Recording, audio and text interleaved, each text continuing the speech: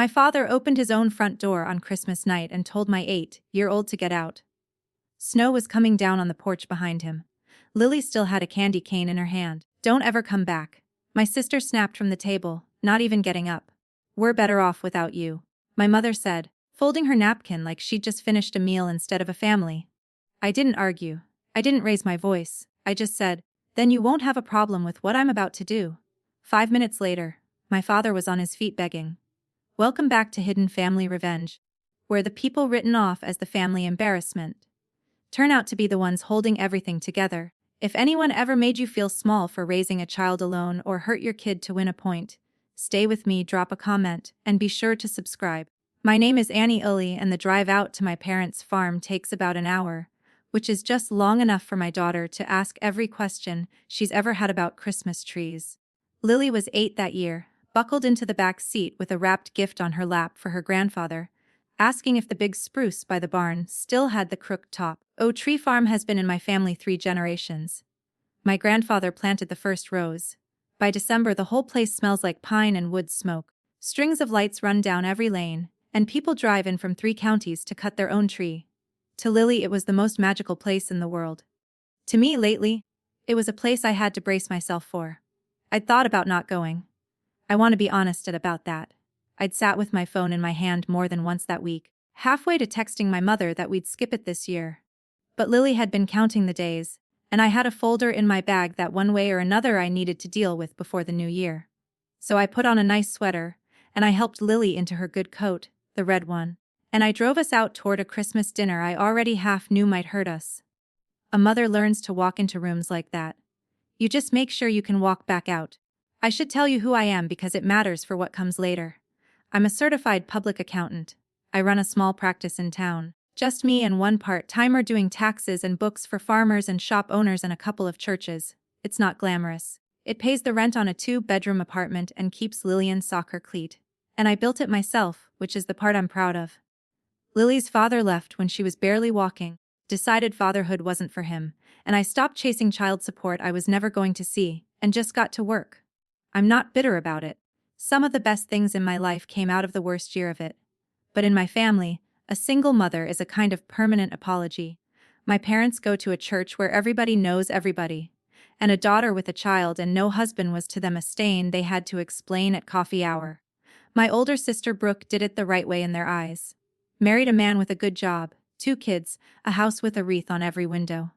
Brooke was the proof they'd done it right. I was the cautionary tale. I'd made my peace with most of that.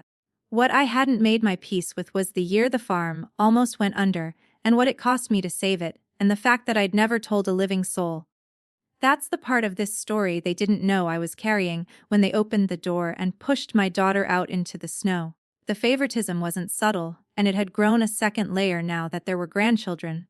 Brooke's kids got the big presents and the proud Facebook posts. Lily got a card sometimes signed by my mother in her tidy church handwriting. At family dinners, Brooke sat at my father's right hand and I sat wherever was left. When Brooke talked, the table listened. When I talked, my mother found a reason to get up and check the rolls. I'd learned to laugh about it mostly. But that fall something had shifted, and it had to do with the farm. My grandfather, Pop, had passed 4 years back, and the land had gone to my father.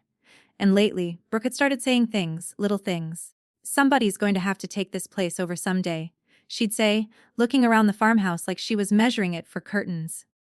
"Somebody with a real family." She'd say it's sweet, but she'd look at me when she said the word real.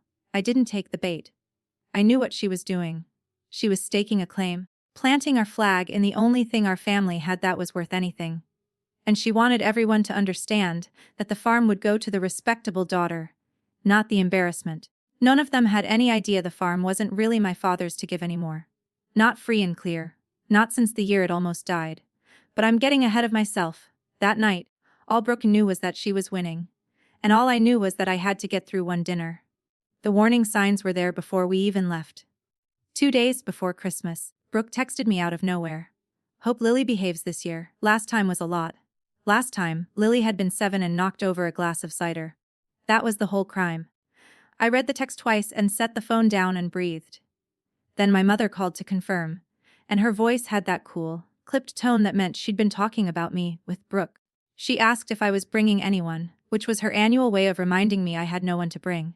I almost said it then. I almost told her we'd stay home. But here's the thing about being the daughter who carries everything. You get very good at telling yourself it'll be fine. And I had a real reason to go beyond Lily, the folder in my bag. The farm's operating loan came up for renewal every year at the end of December, and the bank needed a signature by the 31st. And that signature was mine. I'd planned to handle it quietly after dinner, the way I handled everything, slipping the paperwork to my father in his office where no one would see, so he could keep believing the bank just liked him. So I had two reasons to drive out there: my daughter's joy and my father's pride. Both of them mine to protect, as usual. I loaded the car. I told myself it would be fine. It is amazing the things we tell ourselves right up until the door opens. The farm at Christmas could break your heart. It was so beautiful. We came up the long gravel lane in the dark and the whole place glowed. Rows of trees strung with white lights. The old barn lit up gold. Smoke curling from the farmhouse chimney into the falling snow. Lily had her face pressed to the window before I'd even parked.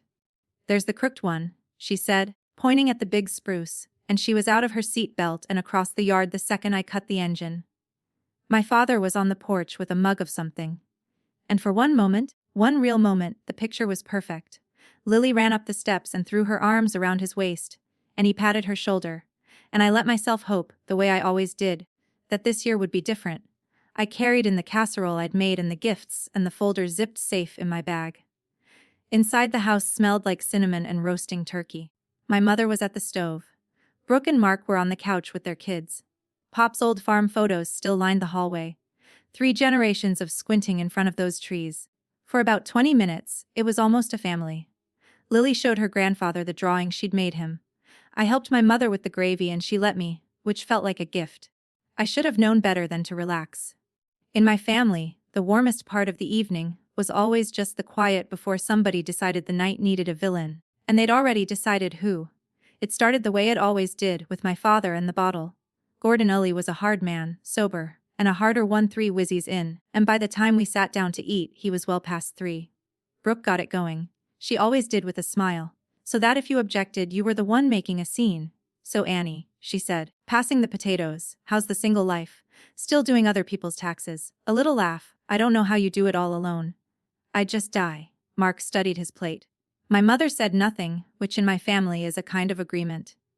I kept my voice light for Lily's sake, sitting right there beside me with her napkin tucked into her collar. "It keeps the lights on," I said. "Lily and I do all right." "I'm sure you do," Brooke said in the tone that means the opposite.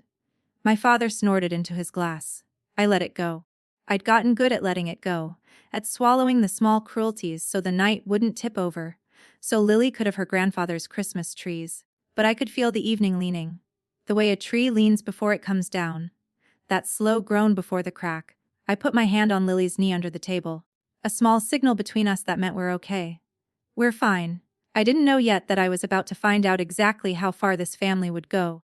I just knew I needed to get the paperwork signed and get my daughter home before the leaning turned into a fall. I made one mistake that night, and it was small, and it was this. I tried to take care of the farm. Between the turkey and the pie, I leaned toward my father and said quietly, just to him, "Dad, when you get a minute, I've got those bank papers in my bag, the year-end ones. We should take care of them before I head out." I'd meant it kindly. I'd meant to do it in his office, away from everyone. But the whiskey had made his ears sharp for anything that sounded like a challenge to his standing, and the word "bank" said at his own table hit him like an insult. "We don't talk money at Christmas dinner," he said too loud, and the table went quiet. Brooke's eyebrows went up, delighted. "What bank papers?" she asked. "Nothing," I said. "It can wait." "It sounds like something," Brooke said. My father waved his glass. "Your sister thinks she's the accountant for this whole family," he said. And there was a meanness in it now. The whiskey talking, always got her papers. Always got her opinions. I felt my face go hot. I'd spent 2 years protecting this man's pride about those exact papers. And here he was using them to make me small in front of everyone. I should have just left it. But I was tired in a way I hadn't let myself feel in a long time, and the words came out before I could stop them. "Believe me, Dad," I said quietly. "You want me to have those papers?" He didn't hear the warning in it, he heard sass. And his face started to change. I drove my daughter an hour to a Christmas dinner I already knew might hurt us, because she wanted to see her grandfather's trees. If you've ever walked into a room for your kid's sake, knowing it might cost you something, stay with me. because this is where the real story lives. Those bank papers have a history, and it starts 2 years back. In the winter, the farm almost died. It had been a bad stretch. 2 warm Decembers in a row had cut tree sales. A piece of equipment failed and had to be replaced. My father, like a lot of proud men, had been papering over the trouble with short-term debt, and it had caught up with him all at once. The bank that held the farm's operating loan, the line of credit that bought seedlings and made payroll, and kept the whole operation breathing, decided it had seen enough. They wouldn't renew, not for him. His credit was wrecked. The farm's numbers were upside down, and without that operating line, the farm couldn't function. No money for spring planting, no way to make it to the next season. 3 generations of trees. My grandfather's life's work about to be sold off in pieces to cover the debt. My father didn't tell the family. He told everyone the farm was having a slow year. That was the lie he could stand to say out loud. Behind it, he was drowning and he was too proud to admit it, and the bank had given him one way out. They'd renew the loan, they said, on one condition. He needed a guarantor, someone with strong enough credit to co-sign and personally guarantee the debt. Someone the bank could trust since they no longer trusted him. He didn't come to me first. I want you to know that because it tells you everything about where I sat in that family. He went to Brooke and Mark first. Mark does well, sells commercial insurance, drives a truck that costs more than my car and my furniture combined. My father took Mark out to lunch, swallowed every bit of his pride, and asked them to co-sign the loan that would save the family farm. Mark said no. He dressed it up, said it was too much exposure, said his financial advisor wouldn't like it, but the answer was no. Brooke backed him. We have the kids to think about, she said. The respectable daughter, the real family, the ones who were going to inherit the place someday. They wouldn't risk a dime to save it. When Mark said no, my father sat in his truck in the restaurant parking lot. I found out later, and didn't drive home for an hour. He'd run out of road. And so, finally, with nowhere else to turn, the man who'd spent my whole life treating me like an apology called his embarrassment of a daughter. I remember the call. I remember how small his voice was, how it cracked on the word help, a word I'd never once heard him say. Annie, he said, I'm in trouble. I didn't know who else to call. And God help me. I was so happy he'd called me that I almost cried. That's the thing nobody tells you about being the unwanted one. You'll forgive almost anything for one moment of being needed. I drove out to the farm the next morning. My father met me at the kitchen table with the bank's paperwork spread out and a look on his face I'd never seen. Somewhere between hope and shame. He explained it badly. The way proud men explain things they don't want to be explaining. The bank would renew the operating line if I co-signed and personally guaranteed it. That meant my credit, my name, my signature on a debt that ran into 6 figures. If the farm failed, the bank could come after me. My savings, my apartment, everything I'd built for Lily. I knew exactly what I was signing. I'm an accountant. I read every line, and every line was a risk to the only security my daughter had. And then my father did something he had never done in 34 years. He reached across the table and he took my hand and he said, Please, I can't lose Pop's farm. I'll never forget this. I swear to you, Annie, I'll never forget what you're about to do for this family. I looked at his hand on mine. I thought about Pop, about the rows of trees, about Lily someday cutting her own Christmas tree from land her great-grandfather planted. And I signed. I signed all of it. I put my daughter's security on the line to save a farm for a family that was even then planning to leave it to my sister. I didn't do it for them. I did it for Pop and for Lily, and because when someone you love finally says please, you find out what you're made of. I just didn't know yet what they were made of. Here's the part I never told anyone. After I signed, I made my father a promise and I made myself one. I told him no one ever had to know. Not Brooke, not Mark, not my mother. As far as the family was concerned, the bank had simply renewed the loan, because the farm had a good year, because Gordon was a good businessman who'd weathered a storm. I built him that story and I handed it to him whole, because I knew that if Brooke ever found out the embarrassment had saved the farm, the real family wouldn't lift a finger for it would humiliate him. And somehow I still cared about that. So I kept it quiet. Every December when the loan came up for renewal, I'd quietly review the farm's numbers and I'd sign the guarantee again, and I'd cover whatever small shortfalls there were out of my own account, and I'd say nothing. 2 years of it, Mark knew a little. He'd glimpsed paperwork once and gone pale, and never brought it up, because acknowledging it would mean acknowledging what he'd refused to do. But the family story stayed clean. My father got to be the man who saved the farm. And I got to be the woman who actually did in silence, carrying a 6-figure risk on my back to a family that sat me below the salt at Christmas. I was the choke point. Every year that farm lived or died on whether I signed. And that December the renewal was due by the 31st, and the unsigned papers were sitting in the bag at my feet, while my father called me an embarrassment at his own table. Back at the table, the night was tipping over. My father had decided I'd embarrassed him with the bank talk, and the whiskey wanted somewhere to go.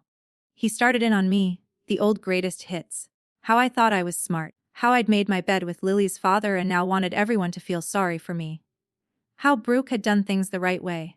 My mother nodded along. Brooke wore that small satisfied smile, the cat with the cream. And Lily, my Lily, sat there next to me, getting smaller and smaller, hearing her grandfather talk about her mother that way, hearing the words she didn't fully understand, but understood enough. Embarrassment. I kept my hand on her knee. I kept my voice level. I'd weathered these storms before. I knew they passed if you just rode them out quiet. But something was different that night. And it took me a minute to place it. It was Pop. I kept thinking about Pop, about a piece of paper folded in the inside pocket of my bag, right next to the loan documents. I'd brought it without quite knowing why. Maybe some part of me knew the night was going to need it, because 2 years of silence had bought this family exactly nothing in the way of kindness. And I was beginning slowly, dangerously to do the math on what my silence had actually purchased. Their comfort, their pride, their story, and not 1 ounce of decency toward my child. The leaning tree groaned. And then my father reached for the bottle again. And somewhere in the back of my mind, a hand reached for that folded letter. I need to tell you about the letter because it's the reason I did what I did. When Pop died 4 years back, he left the farm to my father free and clear, the way everyone expected. But he left me something too. Not money, a letter. His lawyer handed it to me a week after the funeral, a single page in Pop's shaky hand. And I'd carried a copy of it folded in my bag ever since, the way some people carry a saint's medal. I'd reread it that very morning while I was pulling the loan papers from the old shoebox where I kept the farm's records. Pop wrote like he talked, plain and slow.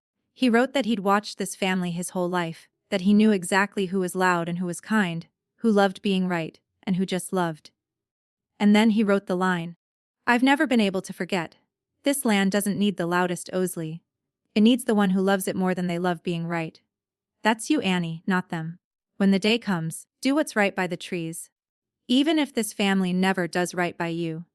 I'd read that line 100 times and always thought it was just an old man being sentimental about his favorite grandkid. Sitting at that table with my father slurring the word embarrassment at me in front of my daughter. I finally understood it differently.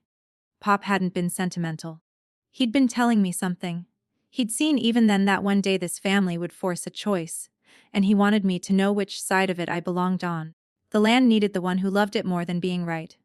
I had the letter in my bag. I had the unsigned papers in my bag. And I had a little girl beside me who did not deserve to learn on Christmas that the people who were supposed to love her best thought she was a stain. The tree was leaning hard now. I just needed one more push to know it was time to let it fall. Brooke gave me the push. She always overplayed it. That was her flaw. The same way silence was mine. Sensing the night going her way, she decided to plant her flag once and for all. You know, Dad, she said, swirling her wine loud enough for the whole table. Mark and I have been talking about the future, the farm. She let it sit. We think when the time comes, it should stay with people who can really take care of it. A stable home, 2 parents. She smiled at me, sugar on a knife. You understand, Annie, it's not personal, it's just this place needs a real family. There it was, the whole plan, said out loud at last. Brooke and Mark, the ones who'd refused to risk $1 to save the farm, claiming it as their inheritance, in front of everyone, while the woman who'd actually saved it, sat there in silence. My father nodded along pleased. That's sensible, he said. My mother said, of course it should go to Brooke. Of course. I looked around that table at the 3 of them, divvying up a farm that would have been a vacant lot by now if not for my signature. And I felt the last of something old and patient inside me quietly burn out. Lily tugged my sleeve. Mommy, she whispered, why does Aunt Brooke keep looking at you mean? And that more than anything they'd said about me was the thing that did it. Because I could carry their cruelty toward me forever. I'd proven that. But my 8-year-old had just watched a room full of adults decide her mother didn't count, and she'd had to ask me why. There are some things you do not let a child carry, so I decided right then to take it from her. I should have just gathered our coats then. I see that now. But I tried one more time to do it the calm way, the way I always did. Brooke, I said evenly. Maybe we don't plan the whole inheritance in front of the kids. It was a reasonable thing to say. It was, I thought, a gentle thing. But my father took it as me challenging the order of his table, and the whiskey stood him halfway up out of his chair. "You don't get a say," he said, pointing a thick finger at me. "You hear me? You don't get a vote in this family. You never did." And then he looked at Lily. My Lily with her napkin still tucked in her collar, and he said the thing I will never forgive, the thing that ended it. "No wonder the kid's the way she is, raised by a woman who couldn't even keep a man." The table went silent. Lily didn't fully understand it, but she understood his face and his finger, and the word kid said like a slur, and her chin started to tremble, and she looked up at me with eyes that were filling fast. Something in me went very cold and very clear. Not hot, cold. The way the air goes still right before real snow. I'd spent 2 years and a six-figure risk, and 1,000 swallowed insults keeping this family afloat and keeping the peace. And my father had just used all that peace to make my daughter cry on Christmas. I took the napkin gently out of Lily's collar. I wiped her eyes with it, and I said in a voice so calm it scared even me, "Okay, we're done here." I stood up. I didn't slam anything. I didn't raise my voice. I just helped Lily down from her chair and started toward the hall where our coats were hung. "Where do you think you're going?" my father demanded. "I'm taking my daughter home," I said. "She doesn't have to sit here for this." "Neither do I." That should have been the end of it. A normal family would have let the embarrassment leave, maybe felt a flicker of shame, maybe not. But my father couldn't stand to be walked out on. Being left was, to a man like him, the one unforgivable thing because it meant he wasn't in control of the room. So, as I knelt to zip Lily into her red coat, he followed us into the hall, his face purple, and he threw open the front door himself, letting the cold and the snow pour in.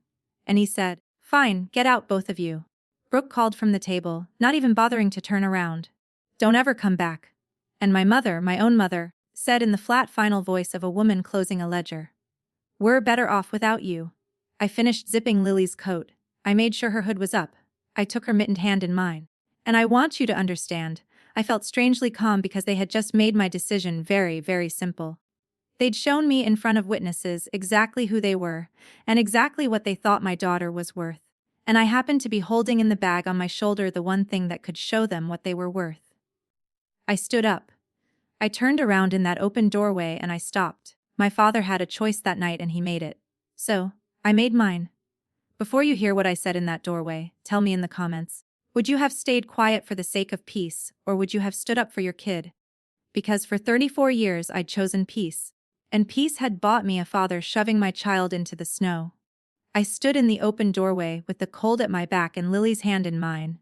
And I looked at the three of them.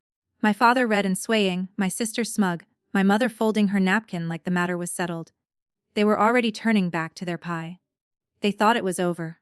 They thought I'd cry in the car the way I always had, drive home, lick my wounds, and come crawling back by Easter the way the embarrassment always did, grateful to be tolerated. And I realized that the cruelest thing I could do to people like that was not to scream.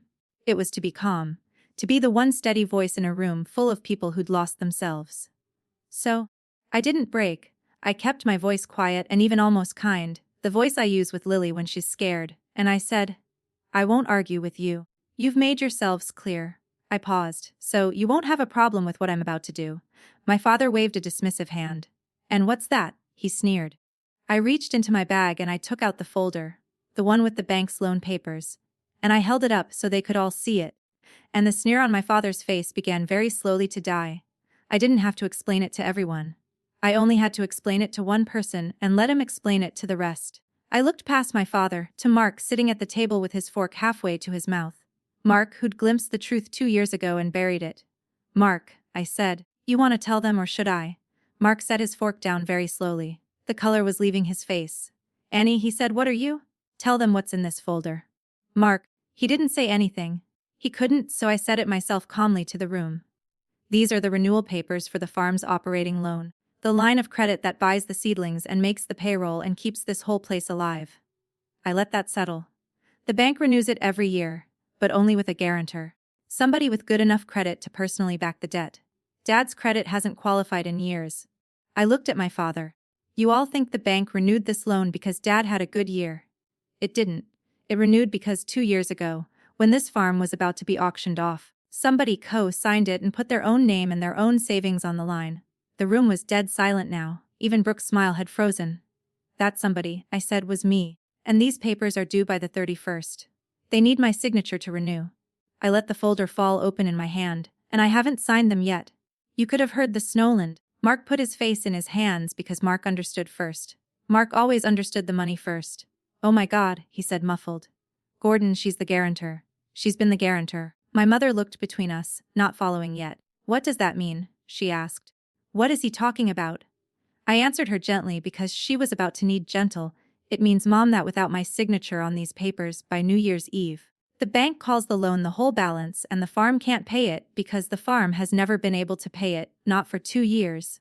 It means foreclosure. It means the farm pot planted gets sold off in pieces by the end of January.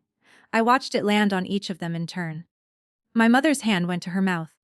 Brooke had gone white as the snow on the porch because Brooke had just spent the evening claiming an inheritance that was about to evaporate. And my father stood there in the open doorway he'd thrown wide to push us out. And I watched the whiskey drain out of his face and the truth pour in. He knew. Of course he knew. He'd been the one who took my hand and said please 2 years ago.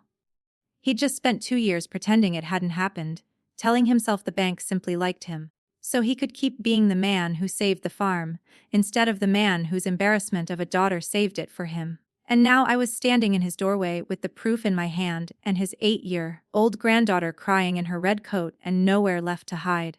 The change in the room was almost funny if it hadn't been so sad. 5 minutes earlier, they couldn't get us out the door fast enough.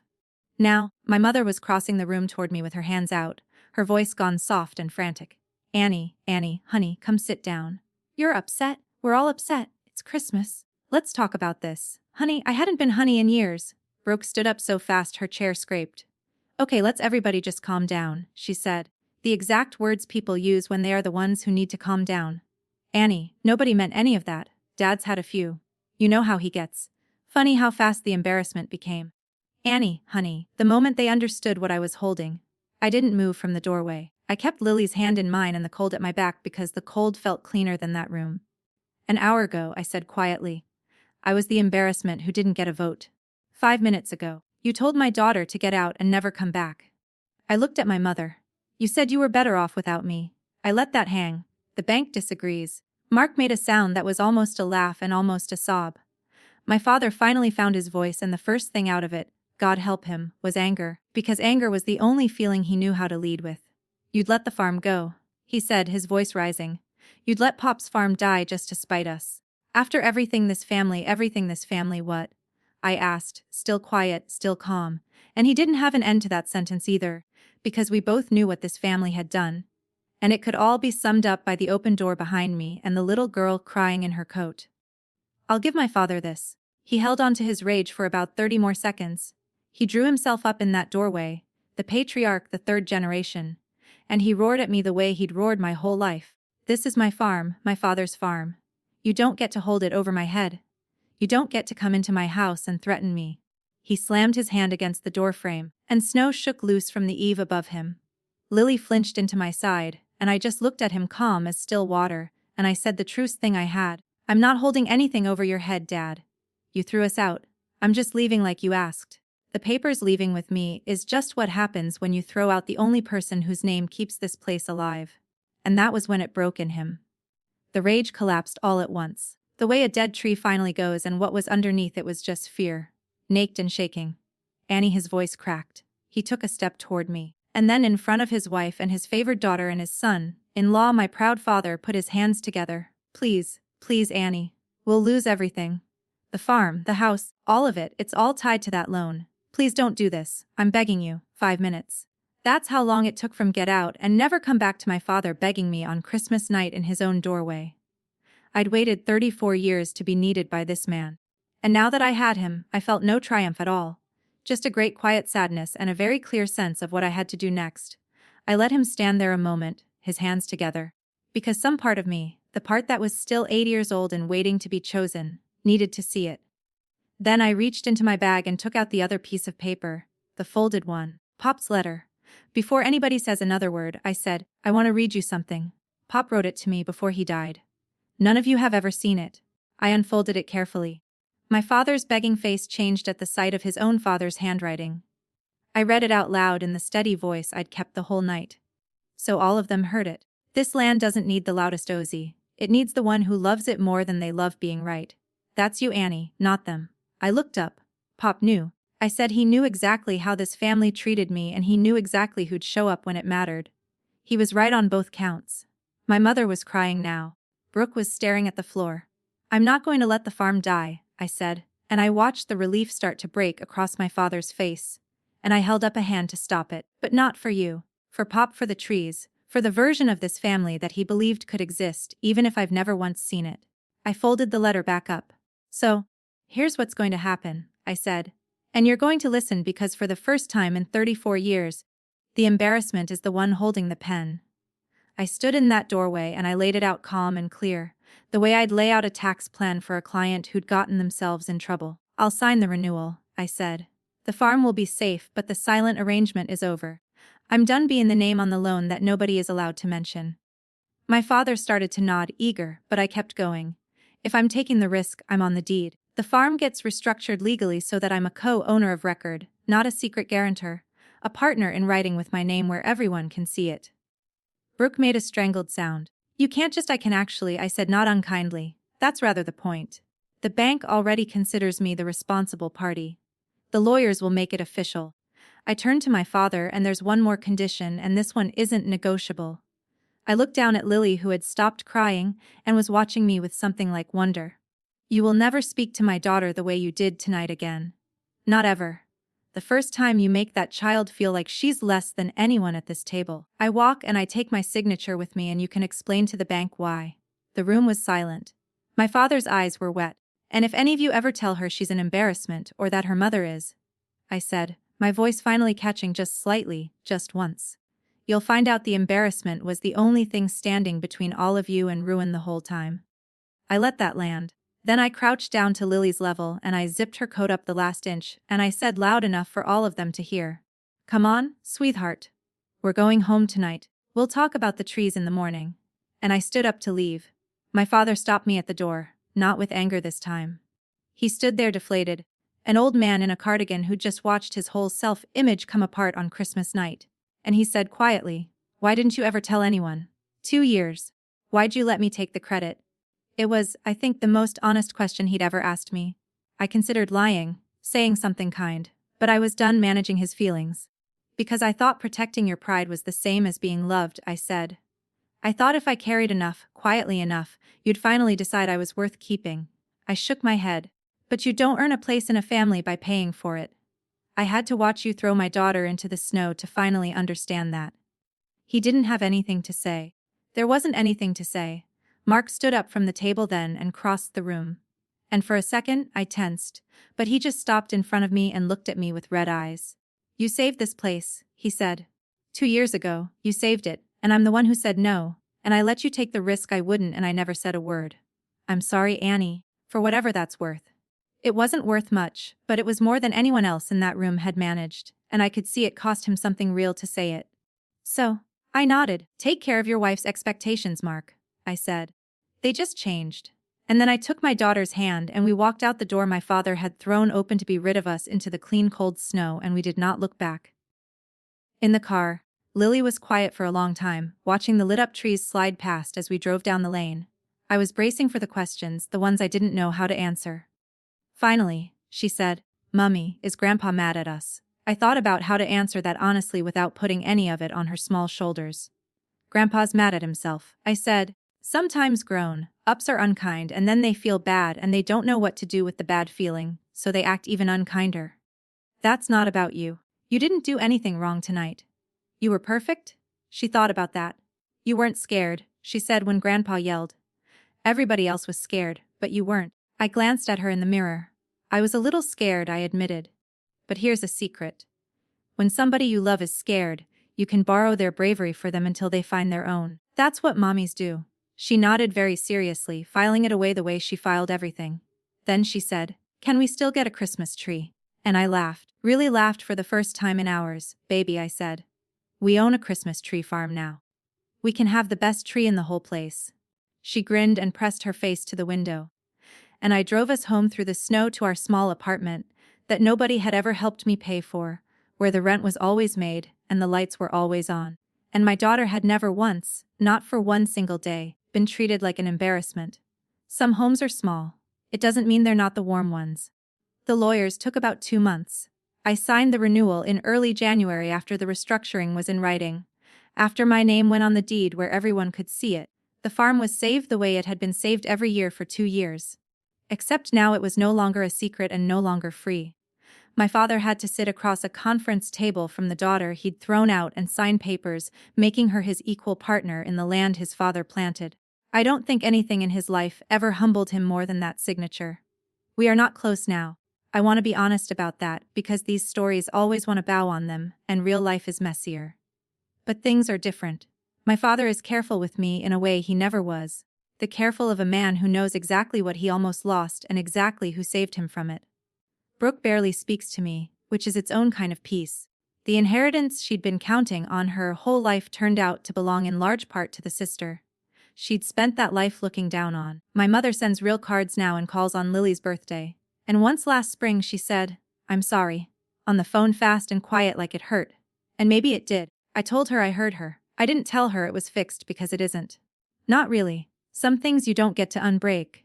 The one rule has held. Not one of them has said an unkind word to Lily since.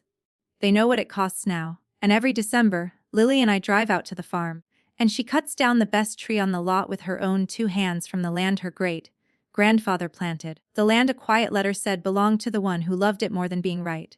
Pop knew. He always knew. He just trusted me to find out. You can carry people who never once carried you for years in silence and call it love. But the day they hurt your child to feel bigger, you're finally allowed to set the whole weight down and pick back up only the few things, and the few people that were ever worth holding. If your family ever called you the embarrassment, take a quiet look at who's really holding the roof up. The front door thrown open on Christmas night. The renewal I almost didn't sign. The letter from the one man who ever saw me clearly. Hold your line. Protect your kids. And stop paying for a seat at a table that was never yours. If this story reached you, share it with a single parent who needs to hear it. Leave a comment and subscribe to Hidden Family Revenge.